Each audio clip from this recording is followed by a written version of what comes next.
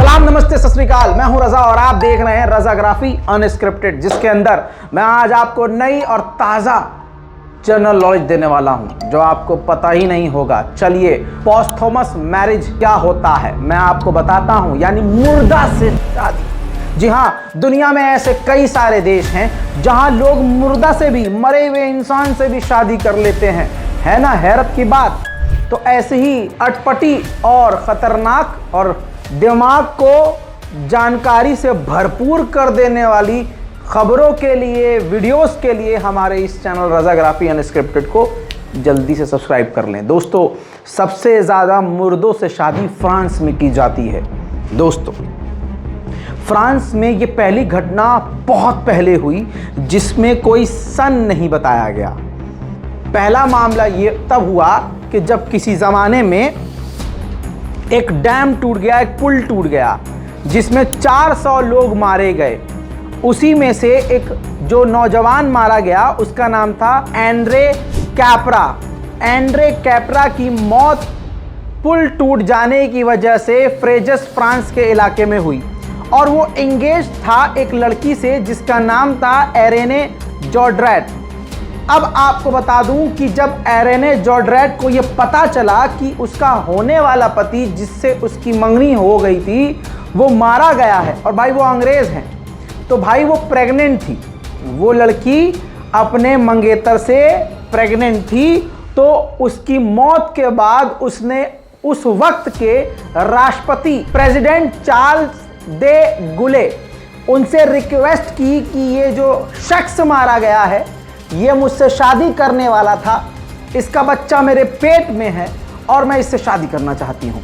ये दुनिया में पहला और अजीबोगरीब मामला था। उस वक्त के प्रेसिडेंट ने न जाने क्या सोचा, शायद वो सोचने लगा कि इससे मेरा नाम और रुतबा बढ़ जाएगा, कुछ मैं अनोखा कर जाऊंगा। उसने परमिशन दे दी, जिसके बाद ये पहला दुनिया का मामला था कि उस महिला ने अपने मुर्दा पति से शादी की। उसके बाद वो उसकी विधवा हुई, उसकी प्रॉपर्टी उसको मिली, उसका नाम उसके बच्चे को मिला। बहरहाल ये मामला उस वक्त पूरी दुनिया में आग की तरह फैला। 2 से 3 महीने ये खबर उस जमाने में ट्रेंड में रही और धीरे धीरे फ्रांस की सरकार ने ये कानून ही बना दिया। जी हाँ, ये कानून कब बना? 1959 यानी 1959 में फ्रांसीसी सरकार ने कानून बना दिया। फ्रांस के कानून के मुताबिक आर्टिकल 171 के मुताबिक कोई शख्स अगर किसी से प्यार करता है या उसका पार्टनर मारा जाता है और वो उससे शादी करना चाहता था तो मरने के बाद भी उससे शादी कर सकता है। कंफ्यूज मत होइएगा, ऐसा नहीं है कि डेड बॉडी, जैसे कि वर्ल्ड वॉर में भी ऐसा हुआ कि जब सैनिक लड़ने जाते थे तो उनकी पत्नी, होने वाली पत्नी, उनकी इंगेज जो गर्लफ्रेंड समझ लीजिए या कुछ भी मंगेतर समझ लीजिए, जब वो जाते थे और वापस नहीं आ पाते थे तब भी सरकार उनकी शादी उनसे करवा देती थी। बॉडी नहीं आती थी जंग से वापस, लेकिन उनकी तस्वीर को बराबर में रख के उनसे उनकी शादी करवा दी जाती थी। कानून बन चुका था और आज भी ऐसा फ्रांस में होता है। 1959 के बाद ये चलन धीरे धीरे बढ़ने लगा, लेकिन ये इतना आसान नहीं था।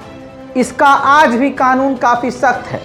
अगर किसी का पार्टनर मारा जाता है, मौत हो जाती है, वो उससे शादी करना चाहता है तो इसका प्रोसेस काफ़ी सख्त है।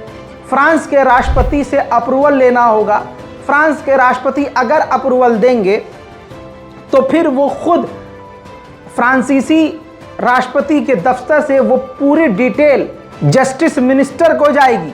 फिर वो इंक्वायरी बिठाएंगे, जांच की जाएगी कि क्या सच में जो महिला या व्यक्ति या लड़का मरे हुए जिस शख्स से शादी करने को कह रहा है, क्या सच में मरने से पहले वो खुद भी या उसके परिवार वाले भी इस लड़की या इस लड़के से शादी करने की तैयारी कर रहे थे?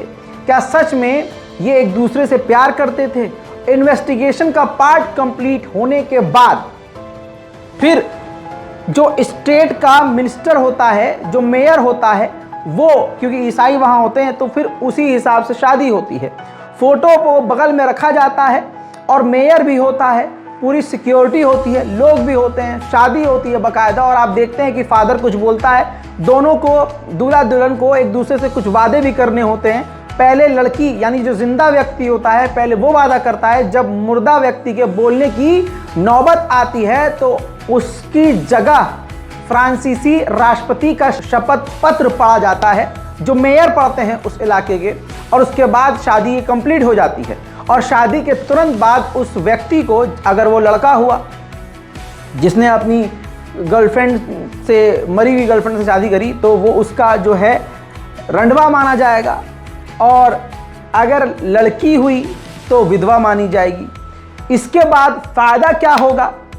तुरंत विधवा मान लिया जाएगा। फ़ायदा ये होगा जो पेट में बच्चा है उसको मरने वाले का नाम मिलेगा। और सबसे बड़ी वजह, जिस वजह से ये शादी फ्रांस में और दूसरे मुल्कों में अब ज़्यादा हो रही है, पैसा।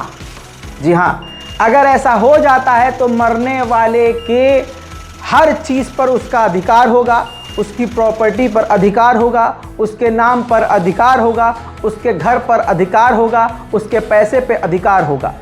विकिपीडिया से लेकर आप खुद भी अगर रिसर्च कर लेंगे और फ्रांस के किसी लोकल व्यक्ति से आप पूछेंगे तो वो यही कहेंगे कि फ्रांस में ज़्यादातर ऐसी शादियां पैसे के लिए की जाती हैं। हालांकि ये शादी आसान नहीं है, इसका प्रोसेस मैं आपको बता चुका हूं।